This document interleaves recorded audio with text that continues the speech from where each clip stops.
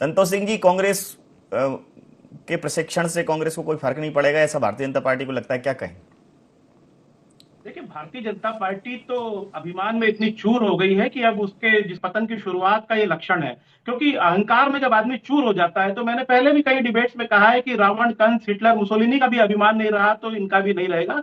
और जहां तक इसकी बात है कि ये कहते हैं कि भारतीय जनता पार्टी से सीखती है कांग्रेस या उसकी नकल करती है, तो भारतीय जनता पार्टी 1980 में पैदा हुई, उससे 95 साल पुरानी पार्टी है कांग्रेस। और कांग्रेस में इस प्रकार के प्रशिक्षण शुरू से होते आए, दादा भाई नौरोजी के जमाने से होते आए, जवाहरलाल नेहरू के जमाने में भी होते रहे प्रशिक्षण। तो हमको ये न सिखाएं कि प्रशिक्षण की परंपरा कैसे होती है और कैसे प्रशिक्षण दिया जाता है। प्रवक्ताओं का भी हमारा लगातार प्रशिक्षण चलता है, हमारे जिला अध्यक्षों का, विधायकों का लगातार प्रशिक्षण चलता रहता है। लेकिन ये आंख मूंदे हुए शुतुरमुर्गी मुद्रा में है, तो इन्हें मुबारक हो शुतुरमुर्गी मुद्रा। क्योंकि हम तो इस बात को अपना सकारात्मक पक्ष समझते हैं कि अगर ये अहंकार में चूर होकर कांग्रेस की तैयारियों से उनको कोई फर्क नहीं पड़ रहा, तो हमारे लिए तो राह आसान होने वाली है। क्योंकि हम तो पूरी शिद्दत के साथ, पूरी मेहनत के साथ जुटे हुए हैं, क्योंकि हमें पता है कि जो हमने स्थिति देखी, इससे बदतर परिस्थिति अब नहीं आ सकती। हमें तो इसे बेहतर करने की उम्मीद है, और बेहतर करने के लिए हम जो जो कर सकते हैं हम सब करेंगे। और जहां तक ये कहते हैं कि कांग्रेस में कोई चाल चरित्र चेहरा नहीं है, अभी उन्होंने कहा कि कांग्रेस क्या प्रशिक्षण देगी, तो माफ करिएगा, हमें मनोहर लाल धाकड़ जैसे प्रशिक्षणों की आवश्यकता नहीं है, हमें ब्रजभूषण शरण सिंह जैसे प्रशिक्षणों की आवश्यकता नहीं है। एक ब्याहता महिला को जिसने रेट लगा दिया उस सर्वोच्च नेता की तरह 50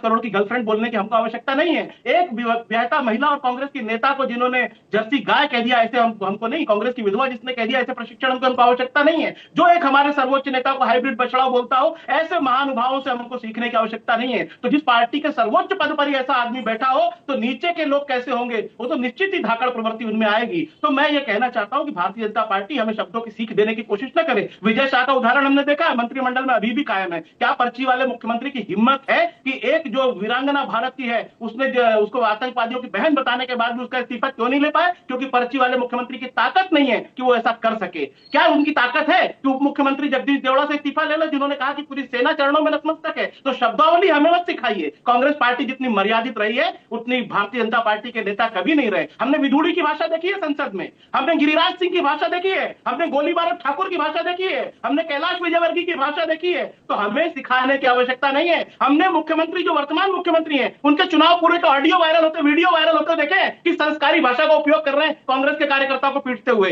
तो हमें संस्कार सिखाने की आवश्यकता नहीं है। कांग्रेस पार्टी दृढ़ प्रतिज्ञ है अपने संगठन को मजबूत करने के लिए, और इसी कारण घबराई हुई है भारतीय जनता पार्टी कांग्रेस के कार्यक्रमों की भीड़ देखकर।